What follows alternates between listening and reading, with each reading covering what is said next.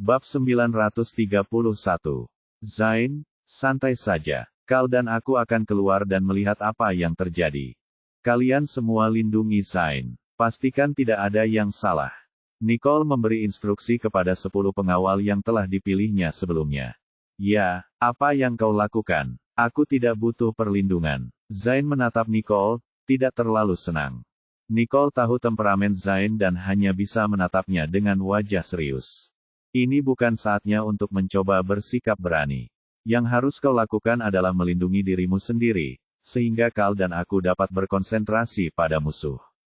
Jika sesuatu terjadi padamu, maka tidak ada gunanya kami datang ke sini.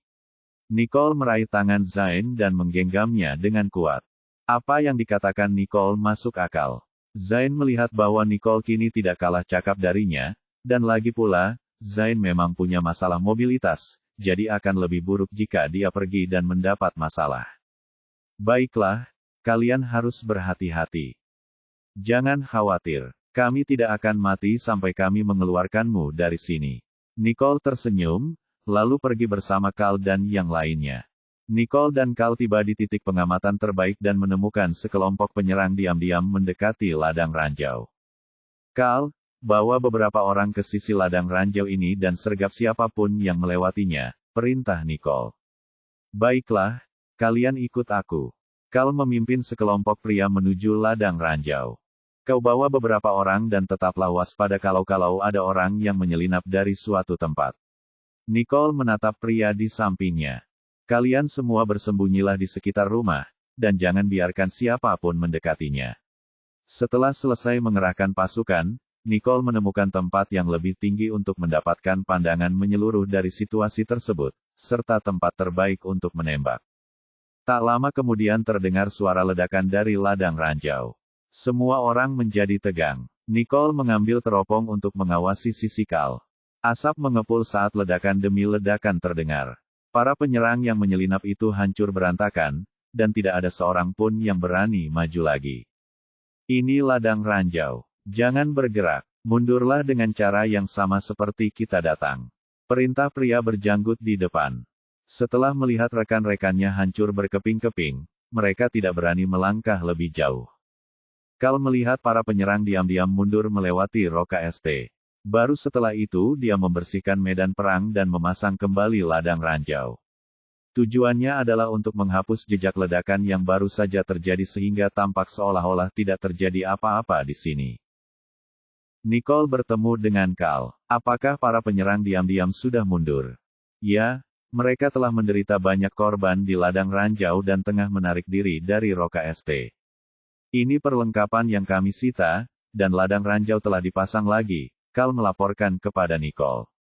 Bagus. Bagikan perlengkapan kepada orang-orang kita, kirim bala bantuan ke pintu masuk Roka ST, dan suruh seseorang mengawasi perairan di dekat pantai. Setelah itu, Nicole berjalan menuju lokasi Zain. Zain, para penyerang diam-diam telah mundur. Kali ini, ada ladang ranjau, dan itulah sebabnya mereka tidak menyeberang. Namun, keadaan akan tidak pasti lain kali. Aku khawatir mereka akan menemukan kesempatan lain untuk menyelinap masuk, jadi sebaiknya kita pergi secepatnya. Nicole menatap Zain dan meminta pendapatnya. Benar, dilihat dari jumlah orang yang terlibat dalam serangan mendadak ini, mereka hanya menguji keadaan. Ladang ranjau tidak dapat menahan mereka sepanjang waktu, jadi hubungi tim penyelamat sekarang dan beritahu mereka untuk segera datang, kata Zain. Baiklah, Nicole segera mengeluarkan pagernya dan menghubunginya. Karena kita tidak bisa menggunakan kapal lokal, kapal akan membutuhkan waktu setengah hari untuk tiba paling cepat, Nicole melaporkan kembali ke Zain. Oke, perintahkan beberapa orang untuk bersembunyi untuk penyergapan. Beritahu mereka untuk mencegat musuh yang memasuki Roka ST. Sisanya menuju ke dekat tempat penjemputan dan mundur ke perahu terdekat segera setelah mereka tiba. Tinggalkan perlengkapan dan amunisi terbaik untuk orang-orang yang menjaga pintu masuk. Zain menatap Nicole dengan wajah serius. Nicole mengerti apa yang dimaksud Zain dan kemudian berjalan keluar bersama Kal untuk bersiap-siap. Kal, pergilah ke tempat penjemputan di tengah dan lakukan penyergapan. Awasi tempat penjemputan di kedua sisi. Ya. Setelah Nicole menyelesaikan penempatan salah satu tempat penjemputan, ia menemukan tempat yang lebih tinggi di dekatnya untuk mengamati pintu masuk ke Roka ST. Zain juga memimpin penyergapan di dekat tempat penjemputan dan kemudian harus menunggu dengan tenang hingga kapal tiba. Bab 932.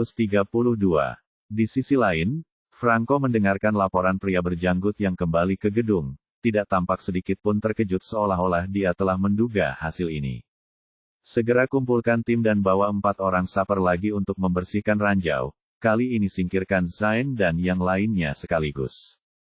Franco menatap pria berjanggut itu dan meneriakkan perintahnya, lalu mengambil segelas anggur dan menyesapnya sambil menatap Roka ST di monitor. Siang hari, saat matahari membakar bumi, anak buah Zain bersembunyi di semak-semak. Saat mereka berbicara, sekelompok besar pria bersenjata maju ke arah pulau di pintu masuk Roka ST. Saat mereka melihat, pria berjanggut itu memimpin kelompok itu ke tempat perhentian di mana ladang ranjau berada. "Pencari ranjau!" teriak lelaki berjanggut itu. Seketika, 4 orang saper maju untuk membersihkan ranjau. Tidak ada penembak jitu di antara orang-orang yang menyergap di luar ladang ranjau, jadi mereka melihat para saper membersihkan ranjau tetapi tidak dapat berbuat apa-apa. Nicole, yang menyergap di tempat penjemputan terdekat dengan ladang ranjau, melihat situasi melalui teropong dan segera bergerak menuju ladang ranjau. Pada saat dia mencapai dataran tinggi dan berada dalam jangkauan, para penjinak ranjau telah membersihkan beberapa ranjau. Dia meraih senapan runduknya dan menjatuhkan penjinak ranjau, yang sedang membersihkan ranjau di depan. Para penjinak ranjau lainnya melihat itu dan segera mundur untuk berlindung. Beberapa detik kemudian, mereka keluar dan terus membersihkan ranjau. Nicole berhasil melumpuhkan 2 orang saper lagi dengan 2 tembakan. Pada saat itu, hanya tersisa 1 saper. Jadi seseorang segera melangkah maju untuk melindungi satu-satunya saper, tetapi mereka tidak melihat di mana penembak jitu itu berada dan tidak tahu ke arah mana harus membalas tembakan. Bahkan dengan perlindungan, sang pencari ranjau harus tetap melanjutkan membersihkan ranjau. Tembakan lain dilepaskan. Nicole menghabisi perjamuan terakhir, meninggalkan musuh tanpa pasukan penyapu ranjau. Pria berjanggut itu dengan marah mengambil senapan mesin dan melepaskan beberapa tembakan ke arah yang acak, tetapi tidak mengenai sasaran. Dia menatap ladang ranjau di depan mereka dengan marah dan mengumpat dengan frustrasi sebelum memerintahkan timnya untuk mundur dan berlindung. Setelah merenung sejenak, pria berjanggut dan orang-orang bersenjata itu berbalik, membatalkan rencana mereka untuk melewati ladang ranjau. Pria berjanggut itu memimpin timnya, berjalan melalui pegunungan dan hutan dengan hati-hati. Mungkin karena takut menginjak ranjau, mereka bergerak sedikit lebih lambat. Setelah beberapa lama, kelompok itu sampai di tebing berbatu, dan pria berjanggut itu melihat ke atas. "Kalian berdua pergilah ke sana dan lihat apakah kalian bisa memanjatnya." 2 orang pria pergi memeriksa di bawah tebing dan kemudian kembali dan melapor. "Kita harus bisa sampai di sana menggunakan kait pengait." Pria berjanggut itu berbalik dan memerintahkan. "Siapkan pengait dan naiklah secepat yang kalian bisa." Anak buahnya segera mengambil pengait dan melemparkannya ke arah puncak tebing. "Siap berangkat. Pergilah," perintah pria berjanggut itu. Anak buahnya memanjat, mengikuti tali tambang. Di tengah tebing, tali tambang tiba-tiba putus, dan mereka jatuh dari ketinggian puluhan kaki dan terluka parah. Pria berjanggut itu mendongak tetapi tidak melihat siapapun, mengira permukaan batu yang tajam mungkin telah mengikis tali itu, menyebabkannya putus. Jadi dia memerintahkan anak buahnya untuk mengikat 2 helai tali menjadi 1 dan memanjat lagi. Saat mereka sudah setengah jalan menaiki tebing, hal yang sama terjadi. Pria berjanggut itu melihat ke atas tebing lagi dengan heran, menduga ada seseorang di atas sana. Ia memerintahkan beberapa orang untuk mendekat. "Beberapa dari kalian memanjat menggunakan kait pengait. Sisanya mencari tempat di mana kalian dapat memanjat dengan tangan dan memasang tangga manusia. Ya, kali ini, bahkan jika ada seseorang di atas sana, mereka tidak akan bisa menghentikanku." Pria berjanggut itu menatap ke atas dengan percaya diri. "Apa yang akan kita lakukan kali ini?"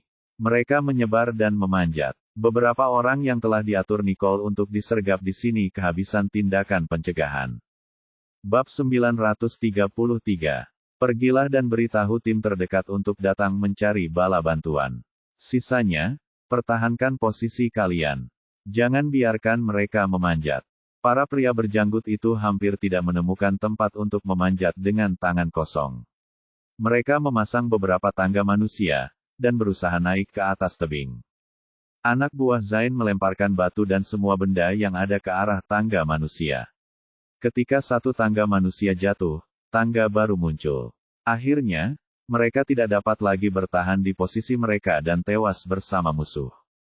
Setelah semua anak buah si pria berjanggut itu datang, mereka segera mencari di pulau itu. Kal menerima panggilan darurat dan segera bergegas ke tebing bersama anak buahnya.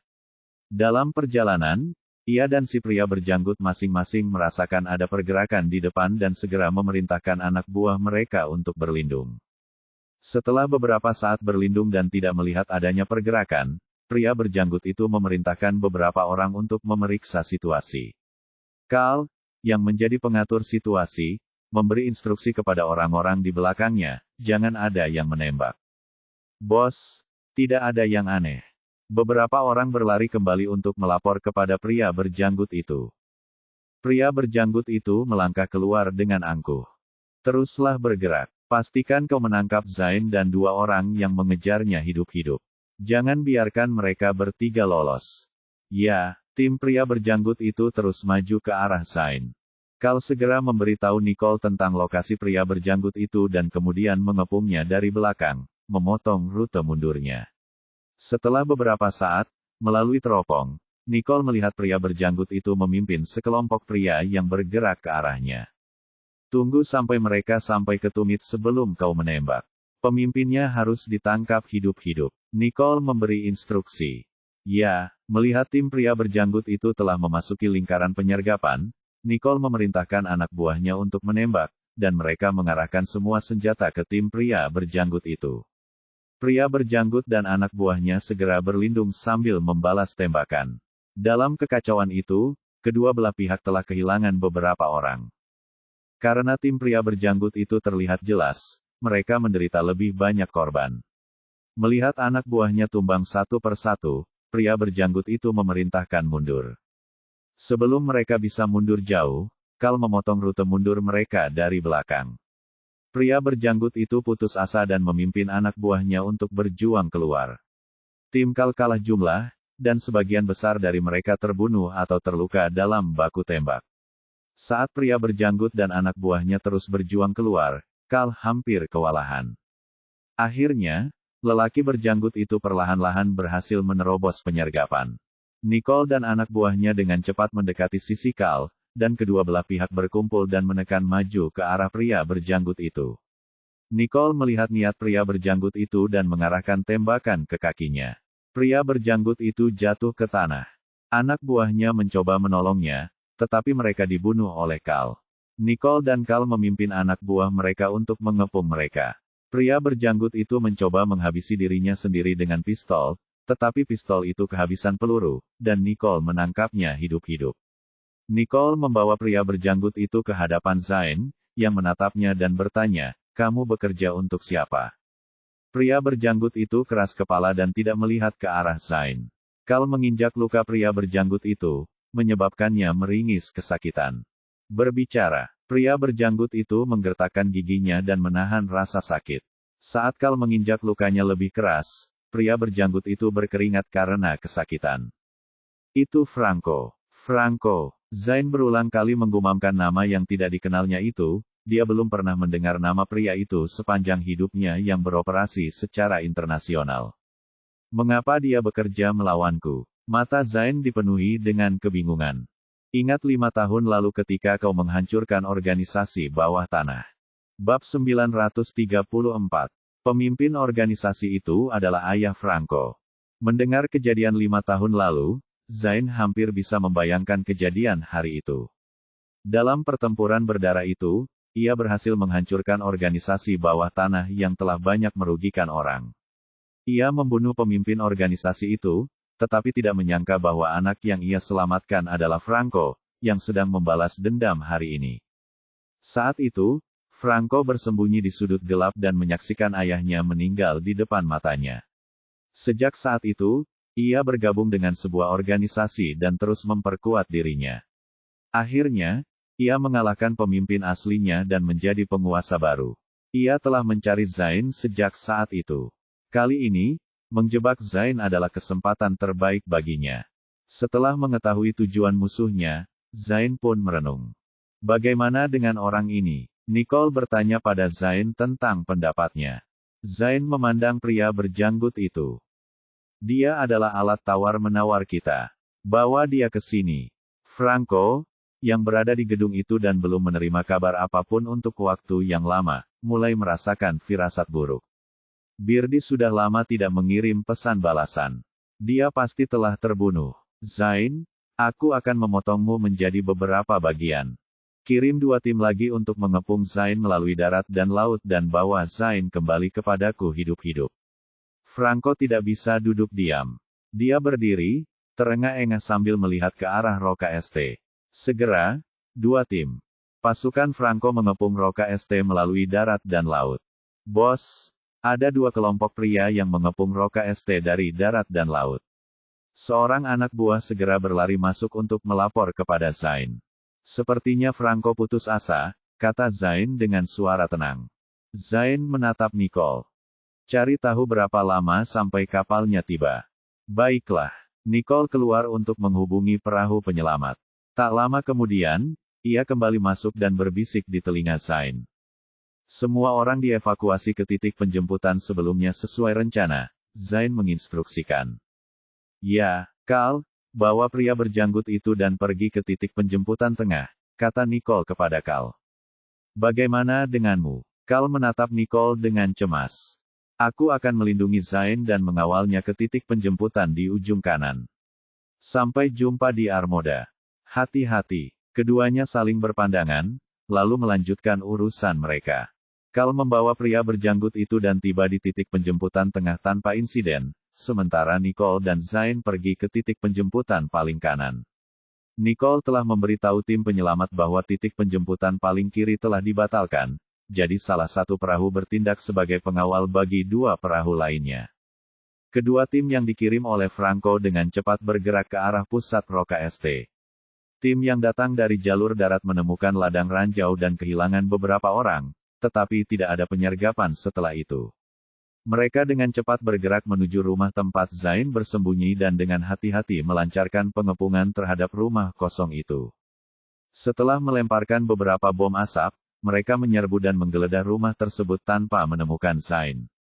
Pemimpin kelompok tersebut tahu bahwa itu adalah jebakan dan melaporkannya kepada Franco. Franco sedikit terkejut menerima berita tersebut. Hanya ada 1 pintu masuk dan keluar di seluruh pulau. Anak buahnya telah memantaunya, dan tidak mungkin Zain bisa lolos. Setelah merenung sejenak, sebuah kemungkinan muncul di benaknya. Bab 935. Segera periksa pantai. Mereka mungkin mencoba melarikan diri lewat laut. Hentikan mereka dan jika perlu, bunuh Zain. Mata Franco membara karena marah. Ia tidak akan membiarkan Zain melarikan diri, bahkan jika ia harus membunuh Zain secara langsung. Nicole dan Zain memimpin penyergapan di titik penjemputan. Saat perahu hendak tiba dari kejauhan, sekelompok pria muncul 300 kaki jauhnya. Nicole menduga bahwa anak buah Franco sedang mencari mereka dan langsung memerintahkan, lindungi Zain dan naik ke perahu. Dia mengeluarkan senjatanya dan memimpin pertarungan sampai mati dengan musuh. Ketika Kal mendengar suara tembakan dari sisi Nicole, dia tahu bahwa anak buah Franco telah menangkapnya. Berlindunglah, perintah Kal kepada orang-orang di belakangnya. Tak lama kemudian, ada 2 speedboat yang menuju ke tempat suara tembakan terdengar. Kal melihat situasi itu dan tidak sempat berpikir. Ia memberi perintah. Hentikan kedua speedboat ini. Dia tahu bahwa jika kedua speedboat itu sampai di sana, Nicole dan Zain akan terkepung dan dalam masalah besar. Jadi dia harus menghentikan kedua speedboat itu di sini, apapun yang terjadi. Kal meraih senapan runduknya dan menembak jurumudi, membuatnya jatuh terkapar ke dalam air, lalu memimpin anak buahnya dalam blokade yang panik.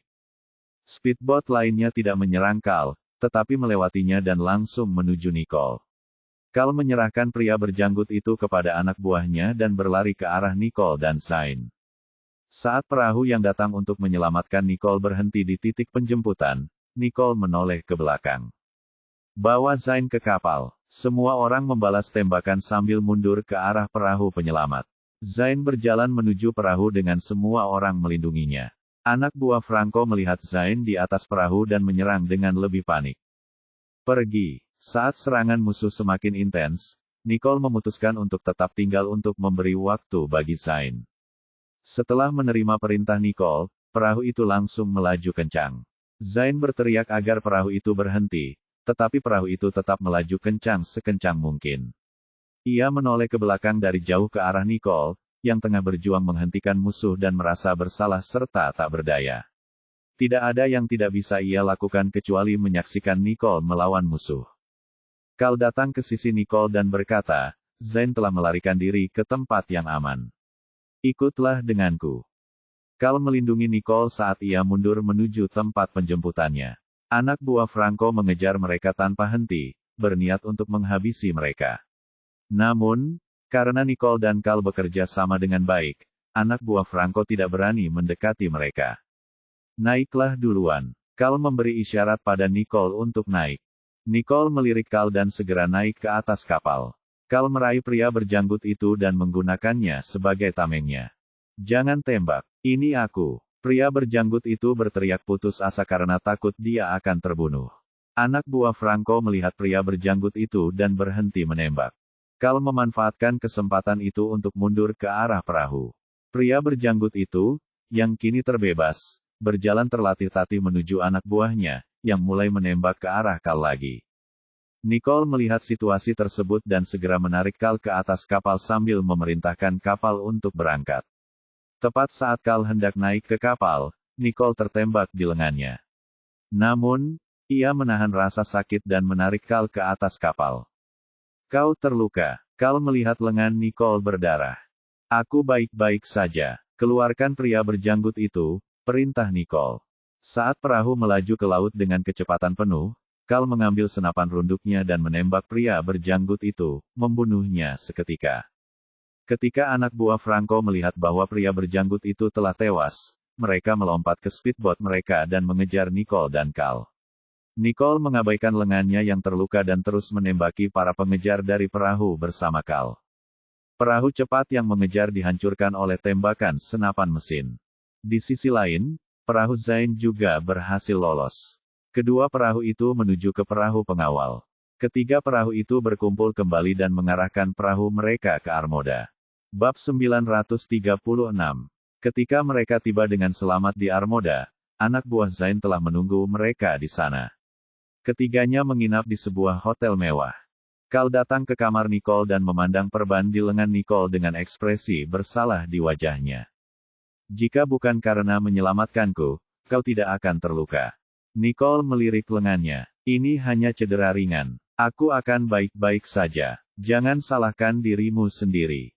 Cal mendudukkannya di kursi. Aku tahu kau penyembuh yang hebat, tapi jangan menunda mengobati luka ini. Aku akan membantumu sekarang. Nicole tersenyum saat melihat kotak P3K di tangan Cal. Sepertinya kamu sudah siap. Cal melirik kotak P3K di tangannya. Tentu saja. Setelah membalut kembali luka Nicole, Cal akhirnya menghela napas lega. Oleskan obatmu sekali sehari, dan kurasa keadaanmu akan segera membaik. Kau masih ingat obatku lebih manjur, iya. Nicole menggodanya.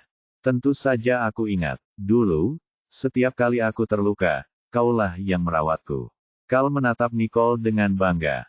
Apa rencana selanjutnya? Cal tiba-tiba bertanya kepada Nicole dengan wajah serius. Sekarang Zain dan Nicole terluka, dan jika Franco datang mencari mereka sekarang, mereka tidak akan sebanding dengannya. Menurutku, kita harus segera kembali ke markas. Kita tidak bisa tinggal di sini lebih lama lagi, kata Nicole setelah merenung sejenak. Keadaan semakin berisiko setiap hari di sini. Benar sekali. Itulah yang kupikirkan. Cal menatapnya. Ayo kita cari Zain. Nicole berdiri dan menuju keluar. Anak buah Zain yang menjaga pintu kamar Zain melihat Nicole dan Cal dan mengetuk pintu sebelum membukakannya untuk mereka. Bagaimana lukamu? Nicole adalah orang pertama yang berbicara. Dia peduli dengan kondisi Zain. Kondisinya tidak memburuk. Aku lebih khawatir padamu, apakah cederamu serius? Zain bertanya dengan khawatir sambil memberi isyarat agar dia duduk di sampingnya. Itu hanya luka kecil, bukan masalah besar. Nicole terdengar tenang, karena ia tidak ingin Zain mengkhawatirkannya. Nicole tidak akan terluka jika bukan karena menyelamatkanku. Cal menyalahkan dirinya sendiri.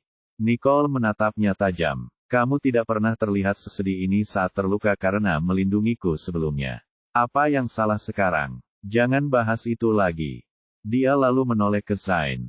Apakah kamu punya rencana sekarang? Aku sudah meminta seseorang untuk menyiapkan helikopter. Begitu helikopter tiba, kita akan terbang kembali ke pangkalan. Tidak aman untuk tinggal di sini terlalu lama. Zain menatap mereka berdua dengan serius. Kami punya pemikiran yang sama.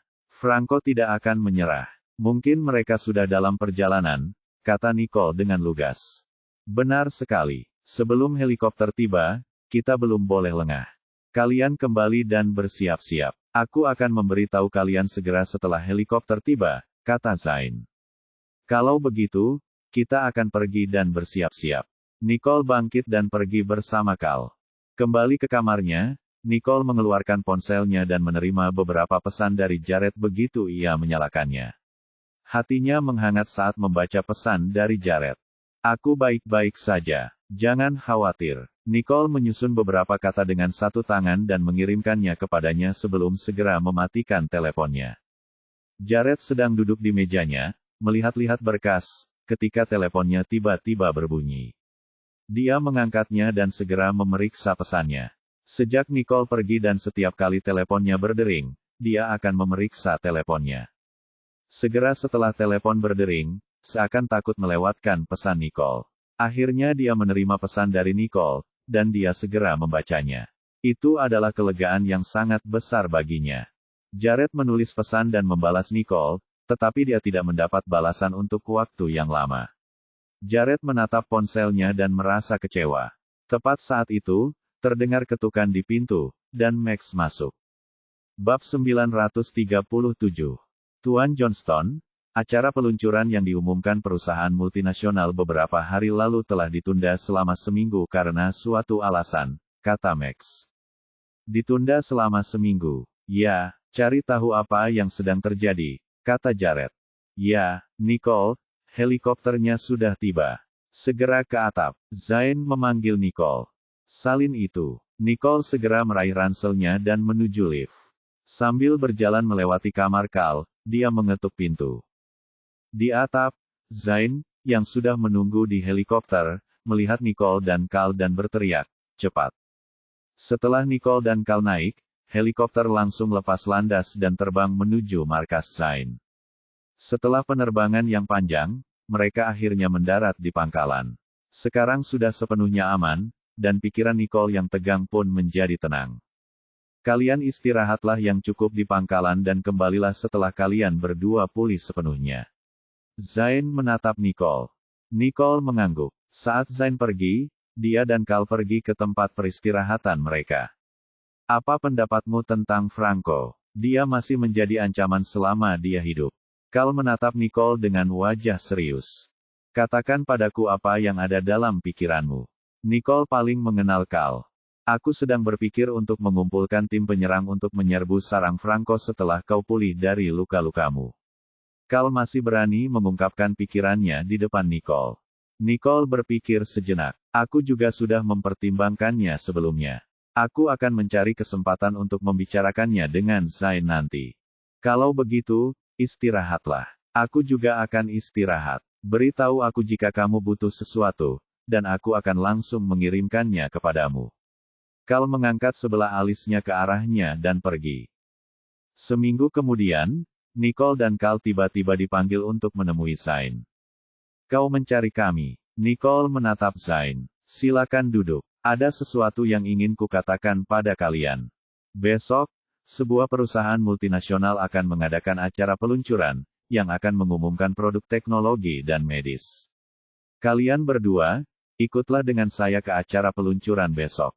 Jika barang baru itu berguna untuk persenjataan, kita harus mendapatkan semua persediaan dan tidak membiarkan produk itu beredar di pasaran.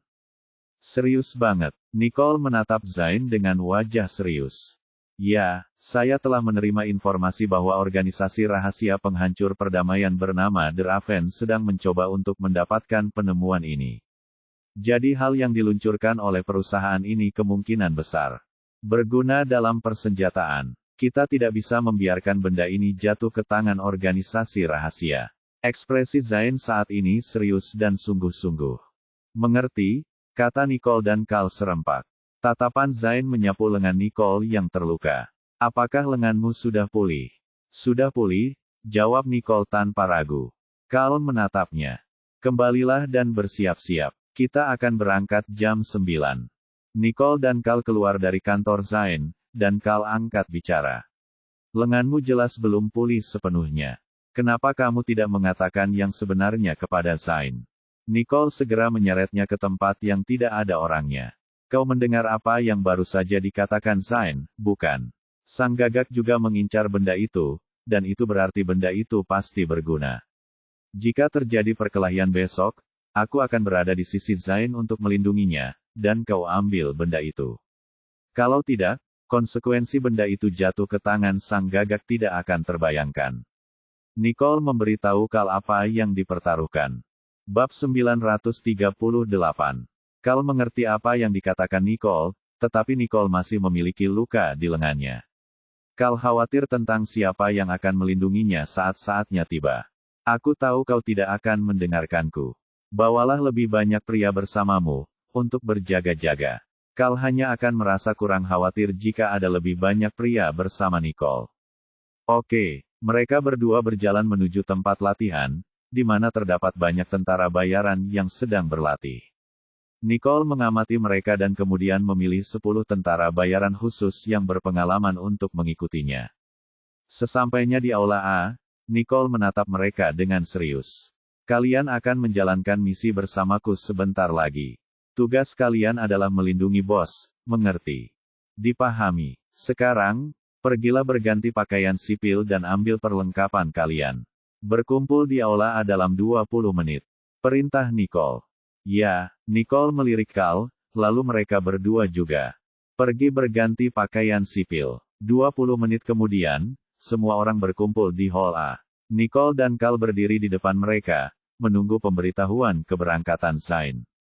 Sekitar pukul 9, Nicole dan Carl menerima pesan dari Zain pada saat yang sama. Sekarang pergilah ke gerbang A untuk naik helikopter. Mengerti? Nicole menjawab Zain. Semua orang menuju gerbang A. Nicole memimpin tim ke gerbang. Sesampainya di gerbang A, Nicole memberitahu para tentara bayaran untuk masuk ke helikopter. Ia menunggu semua orang naik sebelum ia melakukannya, lalu memerintahkan helikopter untuk lepas landas. Helikopter itu terbang cukup lama sebelum mendarat di atap sebuah hotel. Zain membawa mereka ke sebuah ruangan untuk pengarahan praoperasi.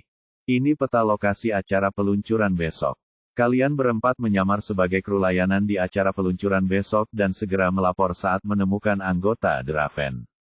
Kalian berdua memantau sekeliling acara dan segera melaporkan hal yang mencurigakan. Keempat lainnya akan pergi bersamaku ke acara peluncuran besok. Ayo berpencar, Zain memerintahkan. Setelah para tentara bayaran itu pergi, Zain menatap Nicole dan Carl. Jika anggota The Raven datang besok, ada kemungkinan besar mereka akan mengambil benda itu, dan kalian berdua harus mengambilnya sebelum mereka melakukannya. Zain menugaskan mereka tugas yang paling penting. Aku akan mengambil benda itu sendiri. Nicole akan tetap di sampingmu untuk melindungimu. Carl melirik Nicole. Dia tahu Nicole akan lebih aman bersama Zain. Zain menatap Nicole dan berpikir sejenak. Akan lebih baik jika kalian berdua pergi bersama. Kalian tidak perlu khawatir tentangku. Mendapatkan produk baru adalah hal yang paling penting. Ya, pergilah beristirahat. Dari kamar Zain, Nicole berkata kepada Carl, jangan khawatirkan aku. Cedera ini tidak berarti apa-apa bagiku, dan pada dasarnya sudah sembuh. Nicole optimis. Ia khawatir Carl tidak bisa menghadapi The Raven, dan ia masih bisa membantu jika ia ada di sana. Mengapa kamu tidak selalu menganggap serius cederamu? Kal sama marahnya dengan rasa menyesalnya. Kenapa kamu bereaksi berlebihan? Aku tahu kondisiku. Kamu hanya perlu berkonsentrasi untuk mengamankan produknya. Berhentilah mengkhawatirkanku. Nicole mengerutkan kening padanya, jengkel dengan cara reaksinya. Kembalilah dan istirahatlah yang cukup. Setelah itu, Nicole kembali ke kamarnya. Kembali ke kamar, dia tidak langsung beristirahat, tetapi mengeluarkan laptopnya untuk meretas situs web acara peluncuran dan sistem pengawasan, lalu mempelajarinya dengan saksama. Setelah menyadari tidak ada yang aneh, dia menutup laptopnya dan pergi tidur. Bab 939. Keesokan harinya, Nirole dan Kal tiba di acara peluncuran untuk membiasakan diri dengan tempat tersebut. Siapapun yang memasuki tempat tersebut berada di bawah pengawasan Nicole. Dia mengendalikan tempat tersebut. Secara bertahap, VIP dari seluruh dunia melangkah ke tempat acara, dan orang-orang yang berkumpul dalam kelompok mengobrol. Tak lama kemudian, Zain datang bersama 4 pengawal yang menyamar sebagai peserta. Dari sudut matanya, ia melihat Nicole dan Kal. Ia duduk di tempat yang memungkinkannya melihat seluruh tempat dengan jelas. Semua orang membicarakan tentang produk baru hari ini. Apakah Anda mendengar bahwa produk baru akan diluncurkan hari ini? Kata seorang pria dengan perut buncit. Ya, saya juga sudah mendengarnya. Tapi akan ada 2 produk. Kata pria paruh baya lainnya. 2, sejauh pengetahuan saya, hanya akan ada 1. Apakah Anda salah dengar? Tidak. Saya mendengar ada 2 peluncuran produk hari ini. Tidak mungkin. Semua orang mendapat informasi yang sama. Kau pasti salah dengar. Pria lain membalas dengan percaya diri. Sayang, kalau tidak percaya, lupakan saja. Pria parubaya itu meninggalkan kerumunan dan duduk di kursinya. Tepat saat itu, sekelompok orang masuk, dan semua orang menghampiri untuk menyambut pria terkemuka di kelompok itu. Ketika Nicole melihat wajah pria terkemuka itu, dia tertegun sejenak. Kal memperhatikan apa yang terjadi di pintu masuk dan melirik ke arah Nicole. Apa yang membawamu ke sini, Tuan Johnston? Saya tidak tahu kalau Tuan Johnston juga tertarik dengan acara peluncuran semacam ini, kata pria bertubuh besar itu. Saya kebetulan sedang senggang hari ini dan mendengar bahwa ada produk baru yang diluncurkan, jadi saya datang untuk memeriksanya.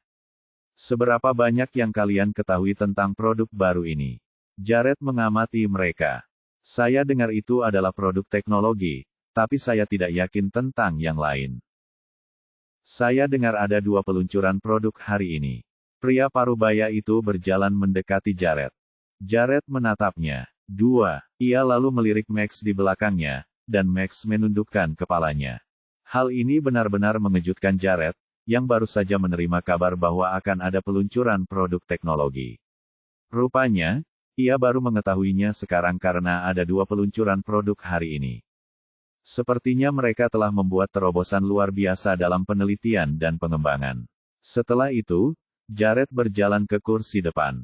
Ia melirik Zain dari sudut matanya saat berjalan melewatinya. Setelah duduk, ia berbicara beberapa patah kata kepada Max, yang segera keluar setelahnya. Nicole bersembunyi di tempat yang tidak mencolok di mana Jared tidak akan melihatnya, dan dia bisa melihat seluruh tempat dengan jelas. Tak lama kemudian, seseorang keluar untuk memimpin acara tersebut. Selamat datang bagi Anda yang meluangkan waktu berharga untuk menghadiri acara peluncuran produk baru ini. Terima kasih, semuanya. Setelah pidato pembukaan, Direktur Penelitian dan Pengembangan naik panggung untuk memperkenalkan produk baru pertama. Terima kasih atas kesabaran Anda dalam mendengarkan pengantarnya. Selanjutnya, saya akan memperkenalkan produk baru pertama untuk Anda. Setelah mengatakan itu, seorang anggota staf mendorong kereta dorong ke atas panggung. Sepertinya benar-benar ada 2 produk baru, kata semua orang yang hadir. Benda di kereta pajang ini adalah produk teknologi baru kami tahun ini. Mari kita saksikan bersama. Setelah itu, Direktur Penelitian dan Pengembangan menarik kain sutra yang menutupi kereta pajang. Sebuah robot kecerdasan buatan muncul di depan mata semua orang. Saya menyebut robot AI ini Brave karena dapat membantu manusia melakukan tugas-tugas berbahaya, pergi ke tempat-tempat yang tidak dapat dijangkau manusia, dan melindungi manusia dari cedera di beberapa lingkungan, sehingga mengurangi jatuhnya korban manusia. Bab 940. Setelah itu, Direktur Penelitian dan Pengembangan naik panggung untuk memperkenalkan produk baru pertama. Terima kasih atas kesabaran Anda dalam mendengarkan pengantarnya. Selanjutnya, saya akan memperkenalkan produk baru pertama untuk Anda. Setelah mengatakan itu, seorang anggota staf mendorong kereta dorong ke atas panggung. Sepertinya benar-benar ada dua produk baru, kata semua orang yang hadir. Benda di kereta pajang ini adalah produk teknologi baru kami tahun ini. Mari kita saksikan bersama. Setelah itu, Direktur Penelitian dan Pengembangan menarik kain sutra yang menutupi kereta pajang. Sebuah robot kecerdasan buatan muncul di depan mata semua orang.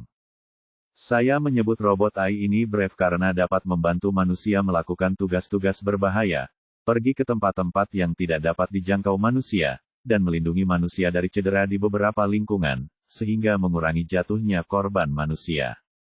Selanjutnya, saya akan menguji Brave untuk semua orang guna melihat apakah Brave mampu menangani berbagai situasi darurat.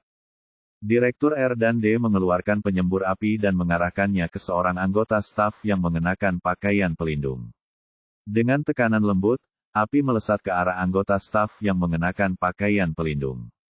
Brave dengan cepat membuat penilaiannya, menerjang staf, dan membawanya menjauh dari api. Brave baru melepaskannya setelah memastikan tidak ada bahaya. Staf itu berdiri tanpa cedera dan menghadapi semua orang, mengatakan bahwa dia baik-baik saja dan tidak terluka.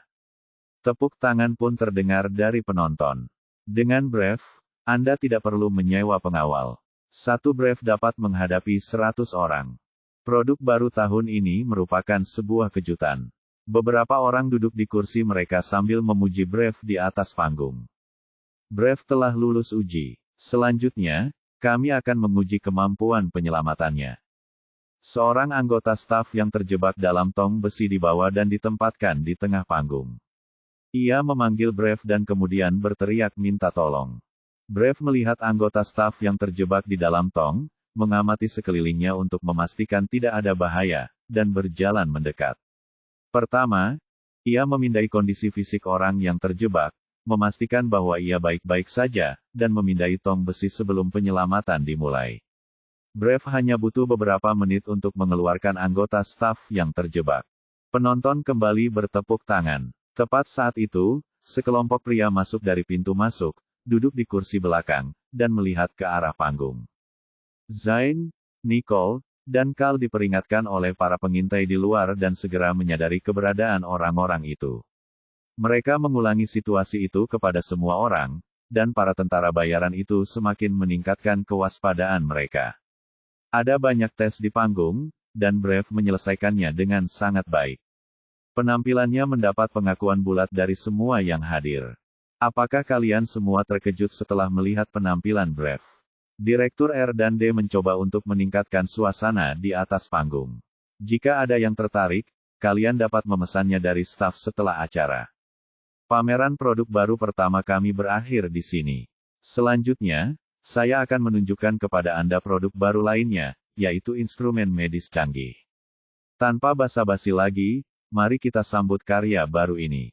Produk. Direktur memberi isyarat kepada anggota staf di bawah panggung, dan kemudian mereka mendorong kereta pameran ke panggung dan menyerahkannya kepada direktur. Setelah Anda semua melihat produk pertama, Anda pasti bertanya-tanya tentang apa alat medis ini di samping saya, bukan? Bagaimanapun, tingkat perawatan kesehatan kita saat ini masih terbatas dalam banyak hal, dan ruang gawat darurat kita tidak dapat menangani pasien tepat waktu, yang sangat disayangkan bagi pasien dan keluarga mereka, dan kami sangat menyesalkannya. Namun mulai sekarang, kita tidak perlu khawatir lagi. Tidak akan ada lagi penyesalan karena kita telah mengembangkan instrumen medis canggih kelas dunia. Dengannya, bahkan jika Anda mengalami keadaan darurat, Anda akan ditangani secepat mungkin sehingga tidak akan ada lagi penyesalan di keluarga Anda, dan angka kematian di dunia akan menurun. Setelah sutradara menyampaikan pidatonya, hadirin pun bersorak dengan tepuk tangan meriah, yang menunjukkan bahwa hadirin tersentuh oleh apa yang disampaikan sutradara.